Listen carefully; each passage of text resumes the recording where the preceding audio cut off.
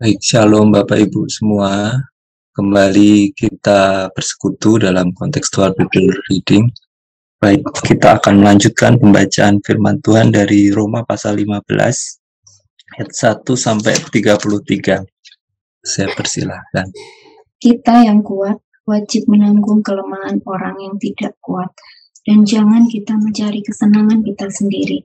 Setiap orang di antara kita harus mencari kesenangan sesama kita demi kebaikannya untuk membangun. Karena Kristus juga tidak mencari kesenangannya sendiri, tetapi seperti ada tertulis, kata-kata cercaan mereka yang mencerca engkau telah mengenai aku.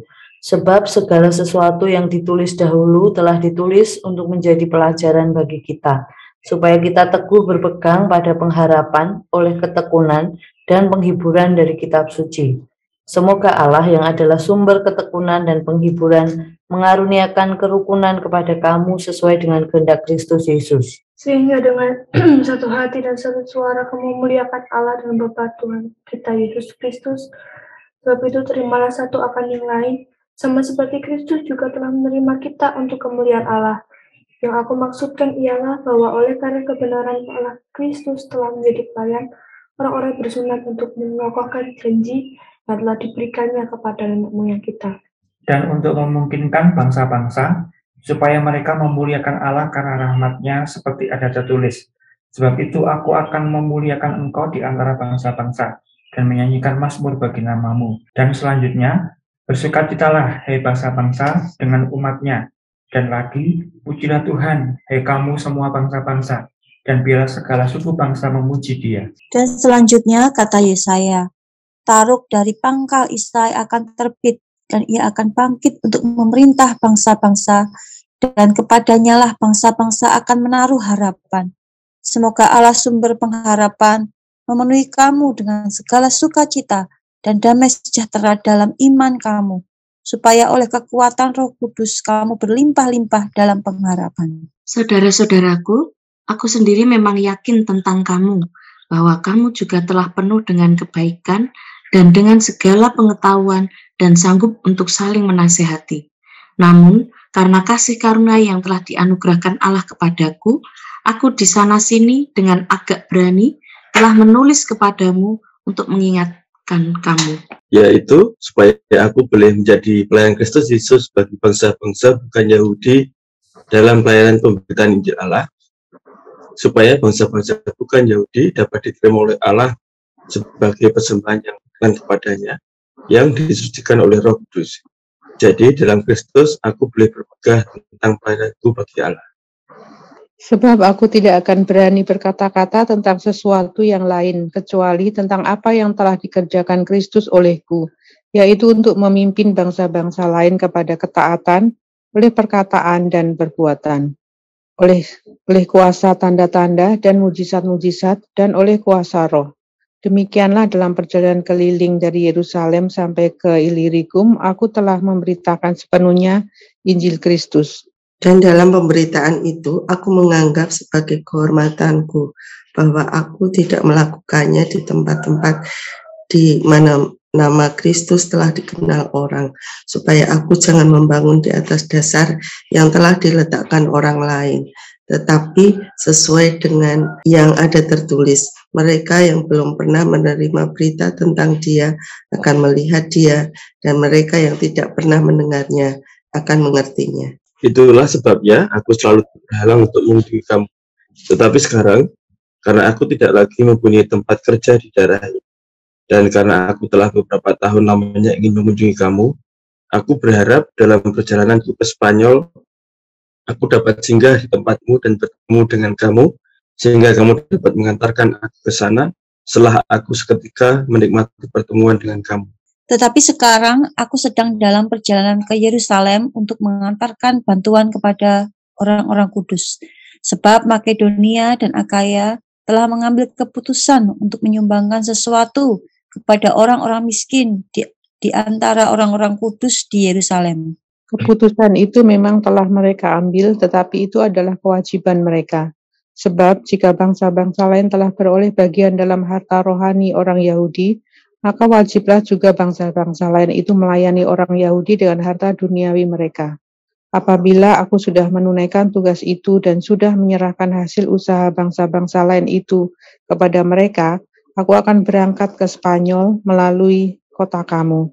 Dan aku tahu bahwa jika aku datang mengunjungi kamu, aku akan melakukannya dengan penuh berkat Kristus. Tapi demi Kristus Tuhan kita dan demi kasih Roh, aku menasihatkan kamu saudara-saudara untuk bergumul bersama-sama dengan aku dalam doa kepada Allah untuk aku, supaya aku terpelihara dari orang-orang yang tidak taat di Yudea, dan supaya pelayananku untuk Yerusalem disambut dengan baik oleh orang-orang kudus di sana, agar aku yang dengan sukacita datang kepadamu oleh kehendak Allah beroleh kesegaran bersama-sama dengan kamu. Allah sumber damai sejahtera menyertai kamu sekalian. Amin. Baik, Bapak, Ibu, dan saudara semua, terima kasih. Kita akan kembali merenungkan pasal 15 ini. Kita melihat bagaimana perjalanan pelayanan Rasul Paulus dengan menuliskan surat kepada jemaat di Roma pada waktu itu. Ayat 1 dan 13, 1 sampai 13 ini masih terkait dengan pasal sebelumnya, masih mengingatkan, menasihati jemaat di Roma untuk bisa saling menguatkan. Kita mengingat yang kemarin pasal 14 bagaimana Rasul Paulus untuk mengingatkan supaya jemaat di Roma untuk menerima orang yang lemah imannya. Karena memang latar belakangnya jemaat di Roma ini, kalau kita kembali ke pasal 1, dikenal, tersiar kabar bagaimana iman jemaat di Roma ini terkenal di seluruh dunia. Dan ya, tentu ini menjadi cara upaya Rasul Paulus supaya jemaat yang di Roma yang kuat itu menanggung kelemahan yang tidak kuat, dan demi kebaikannya untuk membangunnya. Nasihat ini juga kembali ditulis Rasul Paulus pada waktu itu, mengingat kembali bagaimana Kristus juga yang tidak mencari kesenangannya sendiri di ayat yang ketiga. Bahkan juga tertulis kata-kata cercaan mereka yang mencerca engkau telah mengenai aku. Jadi bagaimana Rasul Paulus memberi nasihat kepada jemaat di Roma supaya bisa saling menguatkan, bisa saling menanggung kelemahan orang yang tidak kuat secara iman di sini. Dilanjutkan di sini juga bagaimana Allah adalah sumber ketekunan dan penghiburan yang akan mengaruniakan kerukunan sesuai dengan kehendak Kristus Yesus. Kita diingatkan juga melalui nasihat Rasul Paulus ini untuk memuliakan Tuhan Yesus Kristus dengan satu hati dan satu suara, menerima satu akan yang lain, sama seperti Kristus yang sudah menerima kita untuk kemuliaan Allah. Oleh karena kebenaran Allah, Kristus telah menjadi pelayan untuk mengokohkan janji yang telah diberikannya kepada nenek moyang kita. Dan itu memungkinkan bangsa-bangsa supaya mereka memuliakan Allah karena rahmat-Nya. Dan di akhir nasihat di perikop yang pertama ini, Rasul Paulus juga mengingatkan bahwa Allah selain sumber ketekunan dan penghiburan, juga sumber pengharapan. Berdoa kepada jemaat Roma supaya penuh dengan sukacita, damai sejahtera di dalam iman yang kuat itu, supaya oleh kekuatan Roh Kudus jemaat di Roma berlimpah-limpah dalam pengharapan.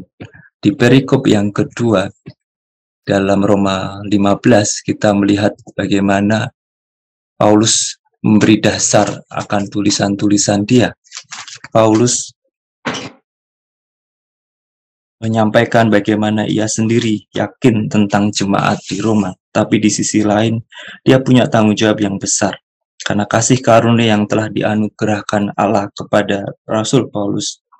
Di sana dia memberanikan diri. Di situ dituliskan agak berani menuliskan kepada jemaat di Roma, mengingatkan mereka. Keberanian ini tentu karena dorongan Roh Kudus. Bagaimana Rasul Paulus menjadi pelayan Kristus bagi bangsa-bangsa bukan Yahudi, dan pelayan pemberitaan Injil Allah. Paulus memperkatakan apa yang telah dikerjakan Kristus, yaitu memimpin bangsa-bangsa lain kepada ketaatan oleh perkataan dan perbuatan, dengan kuasa dan tanda-tanda, serta mujizat-mujizat oleh kuasa roh. Ya, dan ya, salah satu yang ditekankan di sini, semua yang dikerjakan Paulus adalah memberitakan sepenuhnya Injil Kristus. Di situ ditulis di ayat yang ke-19, oleh kuasa tanda-tanda dan mujizat-mujizat dan oleh kuasa roh, demikianlah dalam perjalanan sekeliling dari Yerusalem sampai ke Illyricum, aku telah memberitakan sepenuhnya Injil Kristus. Illyricum kalau sekarang mungkin di sekitar Yugoslavia utara dari Korintus. Dan dalam pemberitaan itu Rasul Paulus menganggap sebagai kehormatan karena dia merintis persekutuan-persekutuan baru, jemaat-jemaat baru, orang-orang baru untuk mengenal Tuhan. Dan yang terakhir di dalam perikop ketiga ayat 22 sampai 33 di sini menyampaikan bagaimana harapan. Ini merujuk kembali tadi perikop yang satu adalah Allah adalah sumber pengharapan. Rasul Paulus punya harapan untuk kembali berkunjung kepada jemaat ke Roma sebelum dia ke Spanyol, untuk berkunjung kembali pada jemaat Roma, menikmati pertemuan.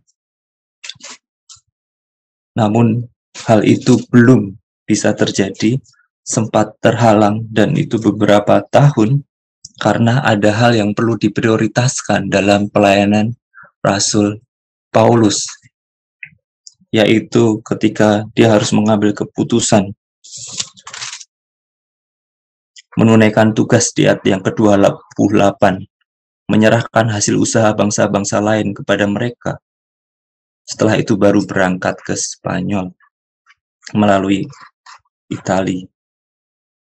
Dan Rasul Paulus pun juga dengan iman dia memperkatakan bahwa nanti kelak ketika akan mengunjungi, akan melakukannya dengan penuh berkat Kristus. Ini juga sebenarnya terkonfirmasi di Kisah Para Rasul yang terakhir, ketika Rasul Paulus tinggal 2 tahun penuh di rumah yang disewanya sendiri, yang menerima semua orang yang datang kepadanya. Jadi ini bukti Tuhan mengizinkan Rasul Paulus dengan penuh berkat mengunjungi jemaat di Roma.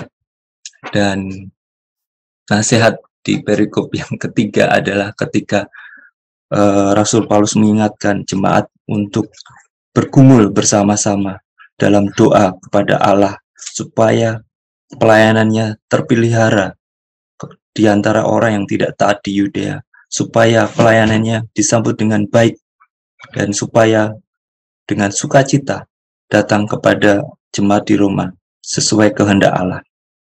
Mari kita mengingat kembali nasihat Rasul Paulus ini, dan amanat teks Allah adalah sumber ketekunan dan penghiburan yang akan mengaruniakan kerukunan sesuai kehendak Kristus Yesus. Kristus menerima kita untuk kemuliaan Allah, maka dengan satu hati dan satu suara kita memuliakan Allah dan Bapa Tuhan kita Yesus Kristus. Allah sumber pengharapan akan memenuhi kita dengan segala sukacita dan damai sejahtera dalam iman, supaya oleh kekuatan Roh Kudus kita berlimpah-limpah dalam pengharapan. Dan yang terakhir, Paulus memberitakan sepenuhnya Injil Kristus. Aplikasi bagi kita, apa kita sudah memuliakan Yesus dengan satu hati dan satu suara, menerima satu akan yang lain. Kenapa kita sudah melayani dengan kasih karunia yang diberikan, yaitu pelayanan pemberitaan Injil Kristus. Semoga Allah sumber pengharapan memenuhi kita dengan segala sukacita dan damai sejahtera dalam iman, supaya oleh kekuatan Roh Kudus kita berlimpah-limpah dalam pengharapan. Amin. Tuhan Yesus memberkati. Biarlah menjadi berkat buat setiap kita. Mari kita meresponi firman Tuhan dari Roma 15 dengan ucapan syukur oleh karena kemurahan Tuhan.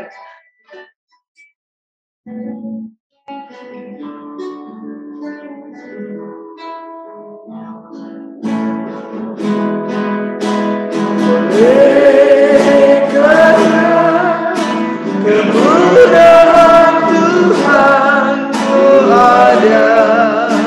sampai hari ini. Karena kebaikan Tuhan, janji-Mu terjadi bagiku. Oleh karena kemurahan-Mu, karena kemurahan Tuhan, sampai hari ini.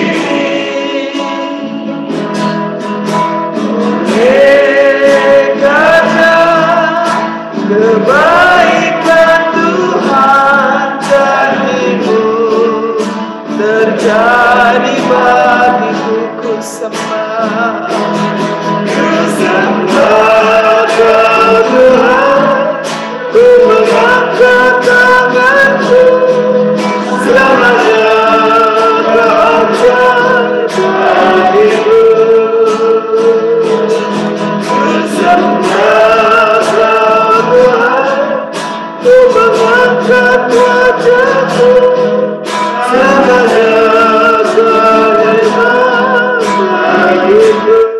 Mari kita mengucap syukur kepada Tuhan bahwa Tuhan sumber damai sejahtera dan juga pengharapan kita yang terus menguatkan kita dalam setiap aspek hidup kita, baik dalam keluarga, kehidupan pribadi, pelayanan. Kita juga mengucap syukur untuk kesempatan yang Tuhan berikan untuk kita boleh melayani Tuhan melalui doa pagi ini, dan kita boleh sehati sepikir untuk terus bersyafaat bagi orang lain. Mari kita berdoa bersama.